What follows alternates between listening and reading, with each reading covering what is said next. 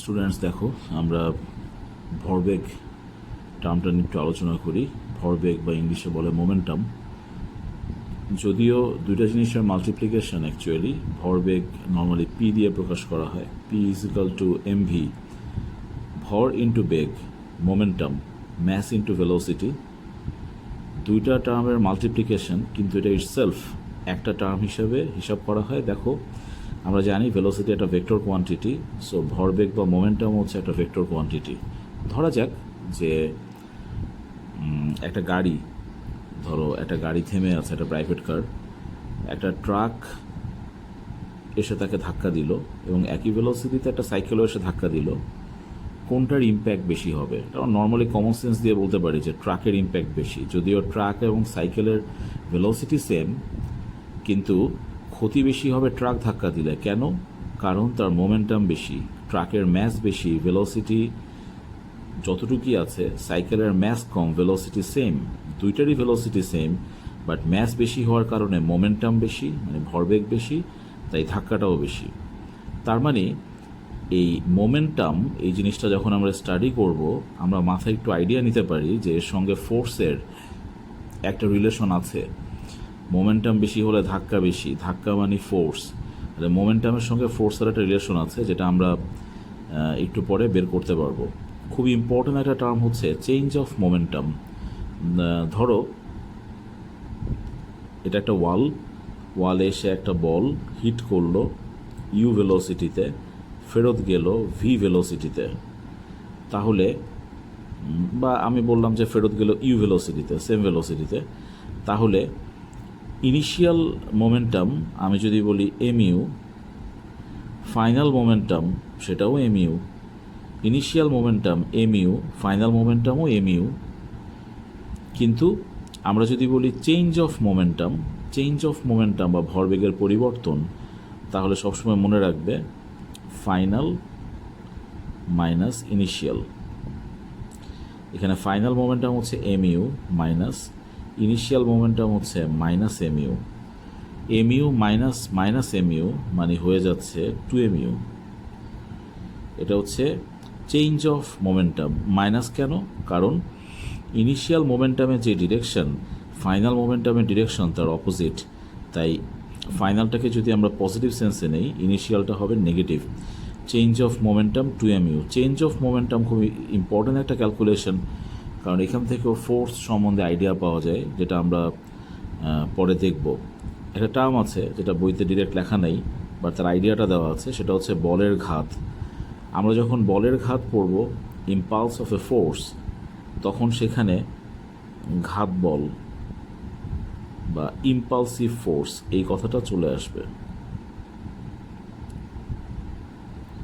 Impulsive force আমরা এই জিনিসটা আলোচনা করছি। তার আগে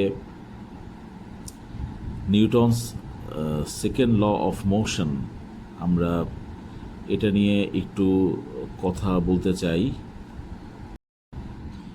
নিউটন সেকেন্ড ল অফ মোশনে বলা হচ্ছে যে কোনো একটা বডি, তার মোমেন্টাম যতটুকু চেঞ্জ হবে, মানে change of momentum MV minus mu, তার যে রেট ডিভাইডেড বাই টাইম, তার রেট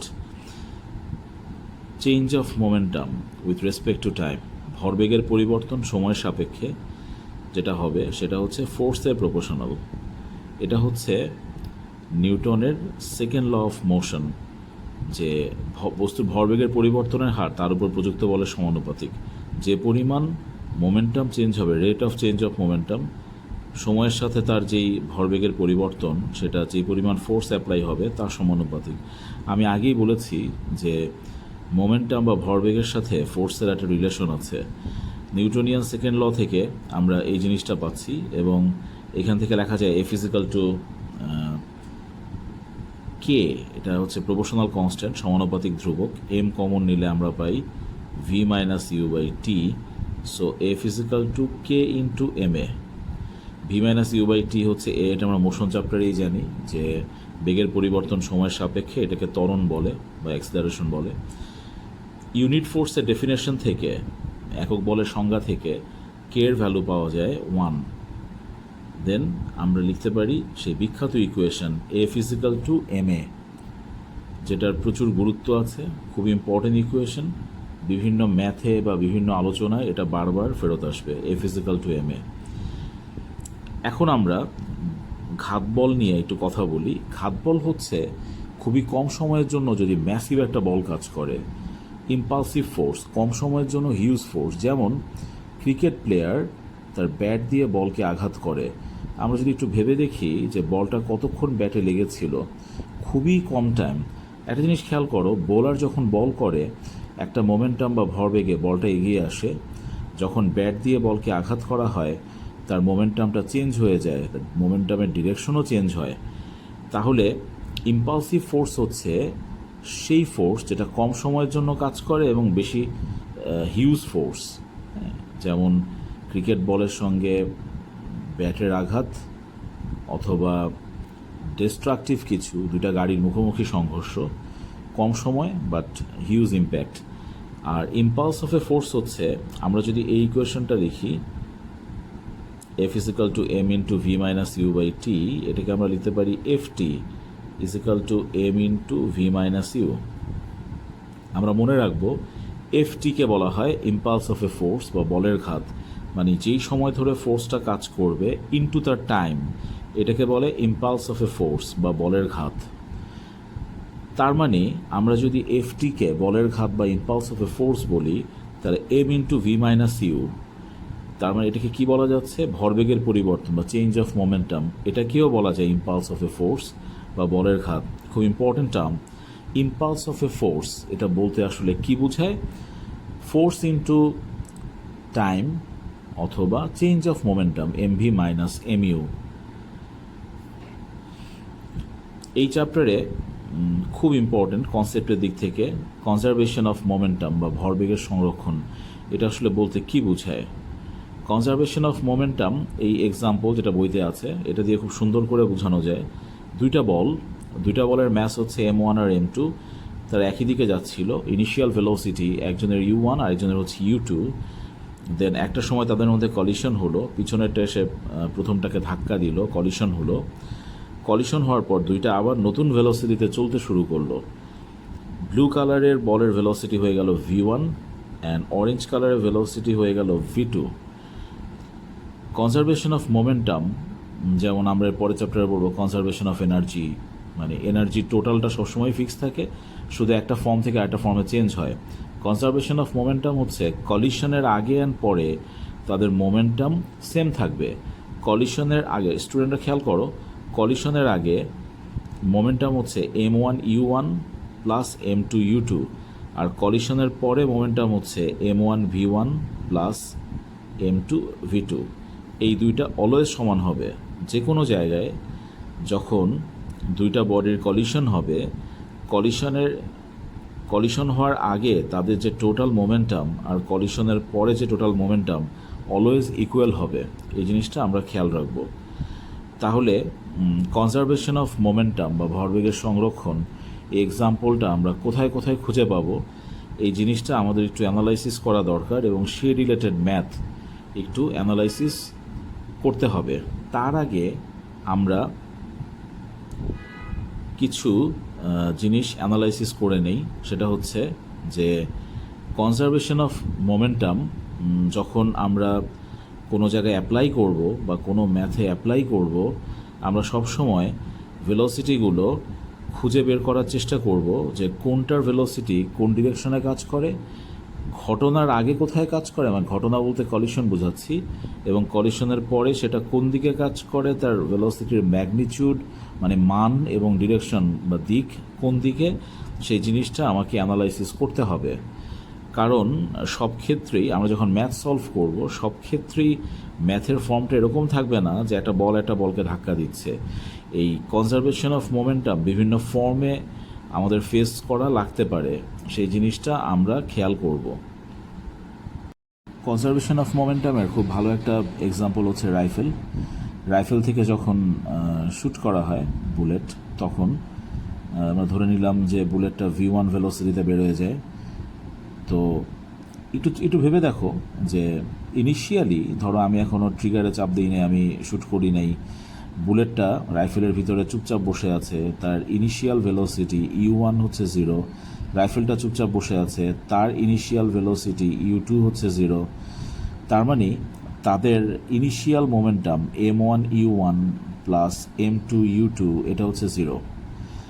রাইফেল অ্যান্ড বুলেটের ইনিশিয়াল মোমেন্টাম হচ্ছে 0, দেন তাদের ফাইনাল মোমেন্টাম একটু ভেবে দেখো যে আমি যখন বুলেটকে শ্যুট করেছি তার ফাইনাল মোমেন্টাম হচ্ছে MV1। এই জাস্ট একটা জিনিস খেয়াল করো, ইনিশিয়াল মোমেন্টাম যদি 0 হয়, আমরা একটু আগেই বলেছি কলিশনের আগে এবং পরে মোমেন্টাম সমান হবে, তাহলে ইনিশিয়াল মোমেন্টাম যখন সব কিছু স্ট্যাটিক বা স্থির ছিল তখন যদি ইনিশিয়াল মোমেন্টাম 0 হয়, তার মানে ফাইনাল মোমেন্টামও অবশ্যই 0 হতে হবে। তাহলে MV1, বুলেটের মোমেন্টাম হচ্ছে MV1, এটা তো 0 না, সেই ক্ষেত্রে রাইফেলটাও কিছুটা মুভ করবে। রাইফেলের মুভমেন্টের ক্ষেত্রে M×V2 এই মোমেন্টামটা অবশ্যই 0 হবে। ইনিশিয়াল মোমেন্টাম যেহেতু 0, ফাইনাল মোমেন্টাম অবশ্যই 0 হবে। নর্মালি আমরা ইম্প্যাক্টটা কেমন দেখি, রাইফেল থেকে যখন বুলেট শ্যুট করা হয় রাইফেল তখন পিছনের দিকে চলে যায়। দ্যাট মিনস ব্যাপারটা এরকম যে বুলেট যখন সামনের দিকে মুভ করে তার যে মোমেন্টাম, সেই মোমেন্টামকে ব্যালেন্স করে রাইফেল এমনভাবে যাতে টোটাল মোমেন্টাম 0 হয়ে যায়। তাতেই কনজারভেশন অফ মোমেন্টাম বা ভরবেগের সংরক্ষণের প্রিন্সিপালটা ঠিক থাকে। রাইফেল, আমি আবার বলছি, রাইফেল থেকে বুলেট একটা ভেলোসিটিতে বের হয়, সো তার একটা মোমেন্টাম আছে। এই মোমেন্টামটাকে 0 বানাতে হবে। এটা কিভাবে পসিবল? রাইফেল নিজে পিছনে যে এমন একটা মোমেন্টাম তৈরি করে যে এই দুইটার মোমেন্টাম মিলে 0 হয়ে যায়। তাহলে এইখান থেকে রাইফেলের পশ্চাৎ বেগ বা ব্যাকওয়ার্ড ভেলোসিটি আমি এই স্টাইলে বের করতে পারি। খুব সিম্পল ম্যাথ, যদি তোমাকে বলে দেয় যে রাইফেলের ম্যাস হচ্ছে 2 কেজি, বুলেটের ম্যাস হচ্ছে 0.01 কেজি, বুলেটের ভেলোসিটি হচ্ছে 200 মিটার পার সেকেন্ড, তাহলে এখান থেকে আমরা রাইফেলের পশ্চাৎ বেগ বা ব্যাকওয়ার্ড ভেলোসিটি বের করতে পারি। Simple math. এই ম্যাথটার দিকে খেয়াল করো, এখানে একটা ভেলা বা একটা র্যাফট, ভেলার ম্যাস হচ্ছে 200 কেজি, দুই পাশে দুইটা মানুষ দাঁড়িয়ে আছে, একটা মানুষের ম্যাস বা ভর হচ্ছে 60 কেজি, সে লাফ দিচ্ছে 6 মিটার পার সেকেন্ড ভেলোসিটিতে। আরেকটা মানুষের ম্যাস বা ভর হচ্ছে 40 কেজি, সে লাফ দিচ্ছে 4 মিটার পার সেকেন্ড ভেলোসিটিতে। প্রশ্ন হচ্ছে যে র্যাফটা কোন দিকে যাবে? একটু ভেবে দেখো যে দুইটা মানুষ না হয়ে যদি একটা মানুষই হতো 60 কেজি, সে লাফ দিলে কমন সেন্স কি বলে যে ভেলাটা পিছন দিকে চলে যেত। ঠিক দেখো রাইফেলের মতো, সে যেদিকে লাফ দিত তার একটা ইনিশিয়ালি মোমেন্টাম 0, চুপচাপ দাঁড়িয়ে ছিল লোকটা, সে যখন লাফ দিবে তার একটা মোমেন্টাম হবে, সেই মোমেন্টামকে ব্যালেন্স করার জন্য মানে 0 বানানোর জন্য র্যাফটা উল্টা দিকে মুভ করবে। তাহলে এখানে ব্যাপারটা হচ্ছে, এখানে 3টা প্রসঙ্গ, দুইটা মানুষ আর একটা র্যাফট বা ভেলা। তাহলে initially M1U1, M2U2, M3U3 initially প্রত্যেকের মোমেন্টাম 0। ফাইনালি 60 কেজি ম্যাস, তার ভেলোসিটি 6 প্লাস 40 কেজি ম্যাস, তার ভেলোসিটি 4। সবাই বলো তো -4 কেন দিয়েছি? কারণ এই মানুষটা যেদিকে লাফ দিচ্ছে তার অপোজিটে এই মানুষটা লাফ দিচ্ছে, তাই -4। আবার আমি যদি 6-এর আগে মাইনাস লিখতাম তাহলে 4-এর আগে প্লাস লিখতে হতো। প্লাস 200 কেজির র্যাফট, তার ভেলোসিটিকে লিখলাম V3, এটাও 0 হতে হবে। কনজারভেশন অফ মোমেন্টামের কনসেপ্ট। তাহলে একটু খেয়াল করে দেখো, এটা হচ্ছে 360, এটা 160, সাবট্র্যাক্ট করলে, বিয়োগ করলে হবে 200 plus 200 V3 is equal to 0। এখান থেকে V3-র ভ্যালু পাবো -1 মিটার পার সেকেন্ড। V3-র ভ্যালু -1 মিটার পার সেকেন্ড বলতে কি বুঝালো যে র্যাফটা মুভ করবে 1 মিটার পার সেকেন্ড ভেলোসিটিতে, আর মাইনাস দিয়ে বোঝাচ্ছে যে যেই লোকটার ভেলোসিটি মাইনাস ধরেছি 40 কেজি, ঠিক ওই দিকেই যাবে এই র্যাফট। 40 কেজির মানুষটা যেই দিকে লাফ দিবে সেই দিকেই এই র্যাফট বা ভেলা মুভ করবে। যার ভেলোসিটিকে নেগেটিভ ধরেছি, যেহেতু এর আউটপুট নেগেটিভ এসেছে, র্যাফট ওই দিকে যাবে। আবার খুব নর্মাল সেন্সে বলা যায় এই লোকটার মোমেন্টাম হচ্ছে 6 × 60 মানে 360, এই লোকটার মোমেন্টাম হচ্ছে 40 × 4 মানে 160, তার মোমেন্টাম বেশি, তার ধাক্কা বেশি। সো এই লোকটা এদিকে লাফ দিলে আর এই লোকটা এদিকে লাফ দিলে র্যাফটা এদিকেই যাবে, কারণ তার ওয়েট, তার মোমেন্টাম বেশি, তার ধাক্কা বেশি। এটা খুব একটা ইম্পর্টেন্ট ম্যাথ এবং ইম্পর্টেন্ট ডিসকাশন। আমরা একটু এই ইকুয়েশনটা আবার হাইলাইট করি, F = m × v - u/t। এটা একটা খুব কমন ম্যাথ, যে কোনো একটা বল যার ম্যাস হচ্ছে 2 কেজি, সে যদি 10 মিটার/সেকেন্ড ভেলোসিটিতে ওয়ালে এসে ধাক্কা দিয়ে আবার 10 মিটার/সেকেন্ড ভেলোসিটিতে ফেরত আসে এবং ওয়ালের সঙ্গে সে যদি টাচে থাকে 0.01 সেকেন্ড, তাহলে সে কত ফোর্স অ্যাপ্লাই করবে? F = m × v - u/t। m হচ্ছে 10, v হচ্ছে m হচ্ছে 2, v হচ্ছে 10 -10। আমরা একটু আগেই দেখেছি যে ইনিশিয়াল ভেলোসিটি যদি এই ডিরেকশনে হয়, তার অপোজিট ডিরেকশন হচ্ছে final velocity. So final minus initial, final ভেলোসিটিকে পজিটিভ ধরলে ইনিশিয়াল ভেলোসিটিকে ধরতে হবে নেগেটিভ, যেহেতু অপোজিট। আর টি হচ্ছে 0.01 সেকেন্ড। এখান থেকে আমরা এফ এর ভ্যালু পাবো এত নিউটন। স্টুডেন্টস, তোমরা একটু ভেবে দেখো, এটা চমৎকার ম্যাথ। ধরো ক্লাসের হাই বেঞ্চ থেকে একটা ছেলে ফ্লোরে লাফ দিল। লাফটা দিল দুইভাবে।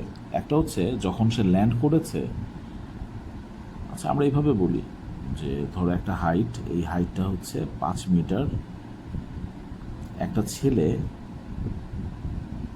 তার ম্যাস হচ্ছে 60 কেজি, সে উপর থেকে নিচে লাফ দিচ্ছে।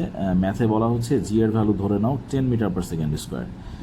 ছেলেটা উপর থেকে যখন নিচে লাফ দিয়েছে, একবার সে লাফ দিয়ে যখন সে ল্যান্ড করেছে তখন সে দাঁড়িয়েই ছিল, দাঁড়িয়ে ল্যান্ড করেছে। আবার যখন সে ল্যান্ড করেছে, সে হাঁটু ভাঁজ হয়ে বসে গেছে। ল্যান্ড করার পরে হাঁটু ভাঁজ করে সে ল্যান্ড করেছে। কোনটা বেশি আরামের, কোনটা বেশি কষ্টের? তোমরা জাস্ট এই ইকুয়েশন দিয়ে অ্যানালাইসিস করো। বলা হচ্ছে যখন সে দাঁড়িয়ে ল্যান্ড করেছে তখন তার সময় লেগেছে 1/10 সেকেন্ড, আর যখন সে হাঁটু ভাঁজ করেছে তখন তার সময় লেগেছে 1 সেকেন্ড। অবশ্যই হাঁটু ভাঁজ করলে স্লো প্রসেস, সময় দরকার, সময় বেশি লেগেছে। আর যখন সে দাঁড়িয়ে ল্যান্ড করেছে, হাঁটু ভাঁজ করে নাই, তখন তার সময় লেগেছে 1/10 সেকেন্ড। স্টুডেন্টরা সবাই দেখো এফ এর সঙ্গে টি এর রিলেশনটা কেমন। টি এর ভ্যালু যদি বেশি হয় এফ হবে কম, আর টি এর ভ্যালু যদি কম হয় এফ হবে বেশি। তার মানে যখন সে দাঁড়িয়ে ল্যান্ড করেছে টাইমের ভ্যালু কম, সো এফ এর ভ্যালু হবে অনেক বেশি, তার প্রচুর শক, ধাক্কা সহ্য করতে হবে। বাট যদি সে ল্যান্ড করে স্মুথলি, হাঁটু ভাঁজ করে দেয়, স্লো, 1 সেকেন্ড বেশি টাইম লাগে, টাইম যদি বেশি লাগে ফোর্স হবে কম, তার মানে তার গায়ে অতটা শক লাগবে না, তার জন্য ব্যাপারটা আরামের হবে। ধরো ছেলেটা ল্যান্ড করেছে, যত ভেলোসিটিতে ল্যান্ড করবে আমরা লিখতে পারবো v² = 2gh, কারণ ইউ হচ্ছে 0, ফ্রি ফলিং, ইউ হচ্ছে 0। আমরা জিকে 10 ধরতে বলেছে, এইচ হচ্ছে 5, তাহলে v² = 100, v হচ্ছে 10 মিটার/সেকেন্ড। তাহলে যখন সে দাঁড়িয়ে ল্যান্ড করেছে সেই ক্ষেত্রে যদি আমরা ফোর্স হিসাব করি F1 = m × v - u/t। m হচ্ছে ছেলেটার 60 কেজি, v হচ্ছে 10, ফ্রি ফলিং বডি, মুক্তভাবে পড়ন্ত বস্তু, u হচ্ছে 0, আর টাইম হচ্ছে 1/10। আর যখন সে হাঁটু ভাঁজ করে বসে গেছে, আরামে ল্যান্ড করেছে, আমি আবারও লিখলাম m × v - u/t। m হচ্ছে 60, v হচ্ছে 10, ইউ হচ্ছে 0, আর টাইম হচ্ছে 1 সেকেন্ড। আমরা এইখান থেকে আউটপুট পাবো 6000 নিউটন, আর এখান থেকে আউটপুট পাবো 600 নিউটন। দেখো 10 টাইমস, 10 গুণ বেশি ফোর্স তাকে সহ্য করতে হবে। সো এটা অনেক পেইনফুল দাঁড়িয়ে ল্যান্ড করা। আর ল্যান্ড করে বসে গেলে, আস্তে আস্তে বসে গেলে শকটা ভালো অ্যাবজর্ভ করা যায়।